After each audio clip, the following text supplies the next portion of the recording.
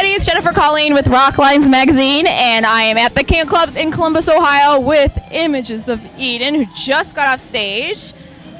How was it? Did you enjoy yourself? Oh, great. Sold out crowd. The best tour stop yet.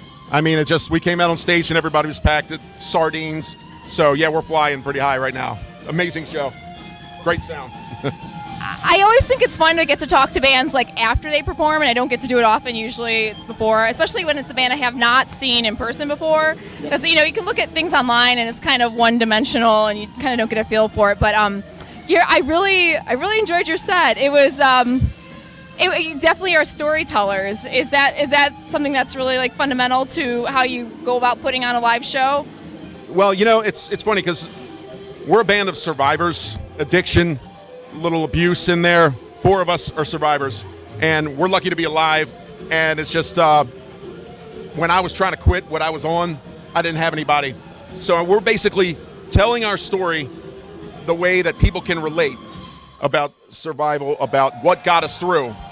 And we just want to lift people, and it just so happens that the songs are as positive as possible, and that's our MO. So we lift people up. We roll it all up into metal music delivery, but we're here to, like Gordon said, tell our story, to pay all of our dues forward to everyone else. And, we wrap it all up in a metal music show. So we uplift people all the time. Every stop we make, we try to do that. And I think we're doing that on every tour stop right now. Tonight was great. The crowd was packed, rowdy. It was a rush on stage. It was a good show. Okay, cool. Now, how did you all come together? I know the band's been around for a while, and it's, Yeah, I'll take this. We started actually 20 years ago with our first album. The first 3 albums were very difficult, trying to get up and running and revolving lineup the whole time. Steve, Victor, and Victor actually contacted me to do vocals on their album, a band called Born of Fire out of Phoenix. We did vocals, we put the album out. Steve and I co-released it, and we were like, dude, we're like yin and yang. It just worked out so well. Because at the time I was writing Soul Rise, which is our 4th album, and once I got the demos done, I sent it to Steve. I said, dude, I want you on this. I want to work with you. He listened to the demos. He said, all right, this is what we're moving forward with. Had a couple of member changes, and then we were just like, why didn't we pick Victor? Because Victor, why didn't they pick you? I don't know. I wasn't quite ready to be picked yet, I think. Yeah, so I needed a little time to get my head together and get some things together, and it was just a matter of the right time, the right place. Yeah. Yep. Happy to be here. Yeah. We're all lifelong friends, and Victor and I have known each other for 30-plus years. He's been playing with me since I've been 18 years old, so, I mean, it's pretty amazing. I have to say, too, with Victor, we finally had the metal chunk and sound that we've been waiting for so long. Oh, that makes me And, we had great guitar players, but Victor's style is absolutely perfect. It's what we wanted. We were awesome guitar players, Carlos. Yeah, it was good guitar players, but I'm glad you chose me. Of course. He was just the right fit. I've heard you say in other interviews that you kind of came out of retirement to be here. Yeah, Both of you did? Both of you did. I had a young son, 21 years ago, I just didn't want to be the dad that was never there, So I took a time out. I did all that and raised my son, but then it all found me again. So with Gordon and Vic, and we started back up again, reviving everything, and it pulled me off the couch and said, yeah, the flame's still going inside. The flame's still burning, and I want to turn it up. And so I'm back now, and I'm doing what I love to do with my friends. And not only that, it's not like we're out kicking the beer can around and just having a good time apart. We have a real message. We have a real meaning behind everything that we do. And it's great to come out on tour and go to all these different cities to give everyone the hope and the faith and everything that you need to get through in this tough world, And I think we do a good job of that every night. Well, I think that neither one of us probably would have come out of retirement if it was a secular act, you know what I mean? Like something that was not a positive. Because, for the last 10 years or so, I've wanted to do something with a positive influence and try to make a difference with people. And so that was very enticing for me to come out of my retirement phase, which was about 5 years or so. And I was like, oh, you're doing a positive message? You want to help people out? I'm all in. It's the perfect storm for all of us, the perfect storm. Well, getting to the message, I want to talk about the latest album, the 5th album, Angel Born, which really, I think it's interesting that, you wrote that largely before the pandemic and everything, because it seems like a lot of the messages that you're getting across really kind of resonate with what's going on now. And I just kind of wonder how did that come about? Like, how did that inspiration happen to come before? It was weird. I mean, honestly, it seemed very divinely inspired, and I mean that. I went through a nasty loss in 2017 that just knocked me down. I mean, I didn't even want to get out of bed for a couple days, and it was just dealing with the devastation. And I sent it up. I said, help me. And literally within 3 months, 9 of the 11 songs just flooded out. And every time during writing a song, I would just get to a point where I would just start sobbing and just purge all this grief. And I knew I was on the right track when that happened, when I felt that just, I had to stand up and walk it off and just, so I was like, if I'm having this effect, I'm hoping that the listener does too. And I got 9 songs done, and then all of a sudden, 2 more just popped in. Autumn is Burning, which is one of our video singles, as well as My Promise. And we filmed Autumn is Burning just before COVID shut down and didn't even know what was about to happen. And it was all about shutdown, lockdown. It was almost kind of hauntingly prophetic. And we didn't try. I just listen. I just pour out what I pour out, and that's what we get. And it did mirror things kind of in an eerie way. I've heard, like I said, I've watched a few of your other interviews, and I've read some of the things, and I just wonder, like, you all seem to very much be in tune to signs and sort of spiritual messages, and yeah, I can tell that is obviously incorporated into your art. But I just wonder, were you kind of always like that, or did this all just kind of start flowing when you got together, or how? I wouldn't say it was always like that. I mean, Gordon was kind of the leader in this whole idea for Images of Eden, and brought the right players in for this, and we had to pick the exact right players. I mean, you had to be on the right mold to be in this band, because of what we do. It's a tight-knit group, it's a tight circle. And but no, we weren't always like that. No, I mean, we learned a lot of lessons through our lives and career in music and life in general. And we're older now. We've been through a lot of things, ups and downs, and what we're trying to do is pay it all forward in a positive way. We know the last 2 years has been hard on everything. Loss of loved ones, either from suicide, from COVID, for cancer. And it's just it's a nasty world right now. And I think we're a shining light for everyone right now, and this is a perfect tour for us, this time that we're in. And we really enjoy giving that positive message. And when people come up to us, or they'll give a testimonial afterwards, you saved my life. That one gesture, that one word you gave me, it radiated within my heart, and I've changed. I mean, we get that all the time, and that just gives you chills. And it makes everything we do, all the struggles, heartache, pain, the thankless job that we have, it makes it all worthwhile. I've had a couple losses about 4 months ago in August. Some really close family members. One was unexpected death, my brother, and this music helped me pull me out of that grief. And that's we want to help people who are suffering from addiction and grief, just to let them know there's always hope. Always hope. So. It seems like there's a very sort of like non-denominational spirituality that you're kind of putting out there, which is kind of nice when a lot of things are very divisive in the world, really, Which gets me to your latest single. I watched the video. I always, whenever I talk to people about their videos and stuff like that, I kind of don't want to give too much away if people haven't seen it. But I know you talk about getting to kind of the core of your truth, and I was wondering if you could just kind of talk about that song and that video and. Yep, our video, brand new video, Animation in a Still World. The song is about, let's say how the best way to say this. The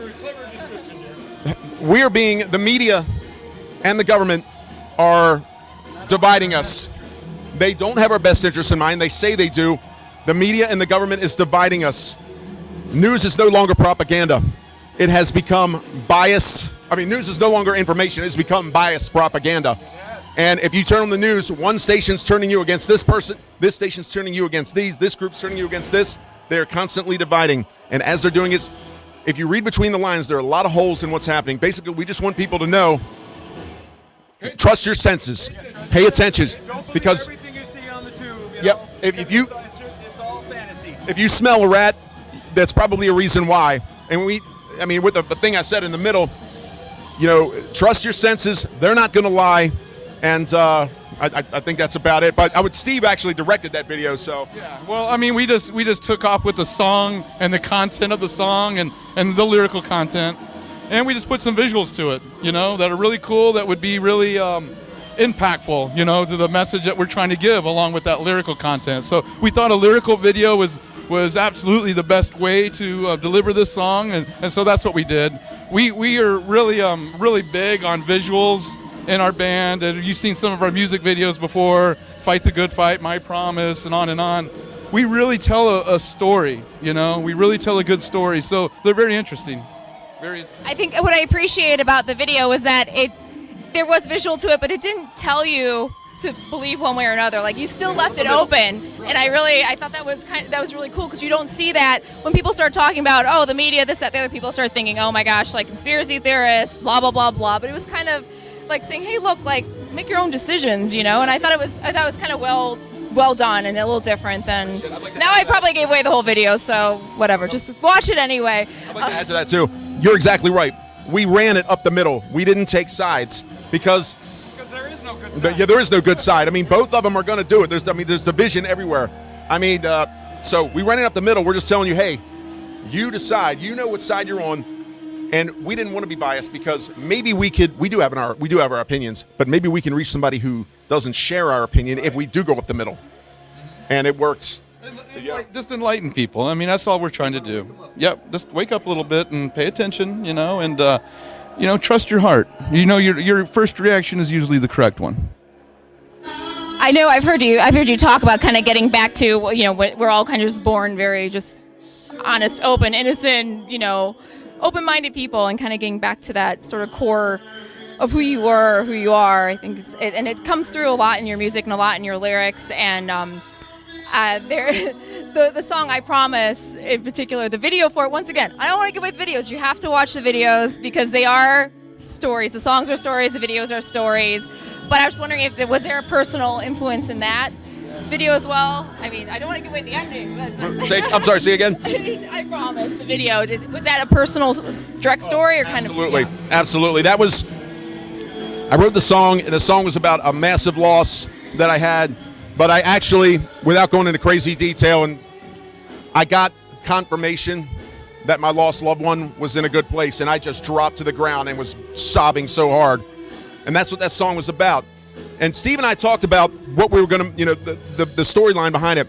I only had a couple of pieces. I said, we need to have a father that's grieving his son, and something that reminds him that the son is good in a good place at the end, and he took it and ran with the story. It's a story from tragedy to triumph, and I put some personal aspects in there too. The videos are all arranged around air flight. The young boy had a love for flight. The dad lost his son, and not to give it away, but the dad wanted to learn how to fly in his son's memory, and he went and did that work to have that confirmation. He had that, and it's a very powerful video, and I took that because my son had a love for flight, and I took Gordon's story and then my story, and I kind of rolled them together, and I almost had to bail out because it was too close to home. My son and that, and then having a loss, I couldn't even think of that. I have to be honest with you, when I wrote the treatment, I was shook up. I was in tears several times. I even told Gordon, I don't even know if I could do this, but I manned up, and we, and I got over it, and then we got it done, and it was just an incredible video. It was very heartfelt. So in this day and age, a lot of bands have started just putting out singles and everything, and that's kind of like, we'll have a single. We'll have a single. I think it's very cool, the bands that are still kind of putting out full albums and looking into the videos and the artwork on the album cover and all that kind of stuff. Do you ever see yourself turning to just doing singles, or do you think this band will always just be Absolutely not. Okay. We are every album since the first. As a matter of fact, the first album I did by myself with a session drummer. And the advice that he gave me, he said, you don't want to do too much, save some for later. I said, yeah, polar opposite. You want to give them everything you have every time. Maximize it until the well is dry. It's not going to stop. And that's the thing. Every album is a snapshot in time. It tells kind of what's happening at the time, but it's done in an uplifting way. And, when I put on an album, I want to go for a ride. And at the end, I want to say, whoa. And that's kind of what we want to do. We give everything we have in every release. and we're never going to stop doing that. We're kind of OCD in that we're either 0 or 100, freezing cold or burning hot. There's nowhere in the middle, and that's how it's always going to be. Now, we were going to do the Fight the Good Fight video as just a single, but then our label said, hey, you guys have to put this on the album. We love this. Let's put it on the album. Yeah, they wanted it on the album, so we said, okay, why not? So we might do something like that again, maybe do a video single of a cover or something. Anything can happen. Yeah, I mean, I understand why bands do it. It's a quick way. It's a quick way to get your stuff out there and be seen. But I think it's also nice to, like you said, go through a whole story and have a full album and just kind of experience it. So, 5th album's done. 6th album is... I'm about 11 songs deep into the 6th album already. They're at various stages of completion. And it's weird, I kind of hear a flow in my head, and I weirdly enough, the first thing I get is song titles, and I don't understand them. And then lyrics come, and they just sort of match what the titles are. It's very strange. Or not. But, yeah, I'm about 11 songs deep, so that's going to be a big plan for 2022, is to hit this one and get this out there. I mean, right now with this tour, we're getting serious momentum. We can't let that end. Can you give us any, clue about kind of what the theme is of this album? Or, a little bit, yeah. The theme, well, let me back up. The theme of Soul Rise was someone who is on the edge of death, crawling out of the gutter, changing their life around, and just transforming into something amazing. Angel Born was dealing with loss. That was the theme there. This next one is a little bit different in that it's a slight ominous tone because of the world we live in. It's basically say, here's the world we live in. It's not nice. However, you don't have to let the world affect you here, and don't let the world affect you here. There are ways that you can find peace in this world no matter what is thrown at you. And that's sort of that's where we are so far. That's a good clue. I got it. Okay. So what can people do? I mean, you guys are great storytellers, great artists, great performers. What can they do to support your band, especially, as crazy as things have been over the last year, and who knows what's going to go on? Well, the best way that you can support us is really, and I know nobody does this anymore, but buy our record. I mean, that's the only way we can make it. You come see us play, buy our record. It helps us keep going, keep the message out there. So that's it. I mean, this is a thankless world in the music business, and it's hard to make it. I mean, for this tour, we used every resource we had to get out here and give our message, and the only way we can be supported is if they buy our record, really, and come see us play. And come see you play. So hopefully you'll come back to see us in the Columbus, Cleveland area sometime soon. So definitely, where should they check you out online? imagesofeden.com. That links to every social media site. We got an online store, lyrics, everything. I mean, it's a one-stop shop. Obviously, we're on all the social medias, Facebook, Instagram, etc. But imagesofeden.com. A lot of stuff there. Yep. All social media platforms. Yep. Obviously. And they have some pretty cool merch too, since I was checking out the merch earlier. So they have very nice t-shirts and beanies and whatnot. So I definitely recommend their merch. I recommend their music. As you can see, really great people, really uplifting message, and definitely check out Image of Eden. If you like this, subscribe to us on YouTube. Thanks, guys. Thank you so much.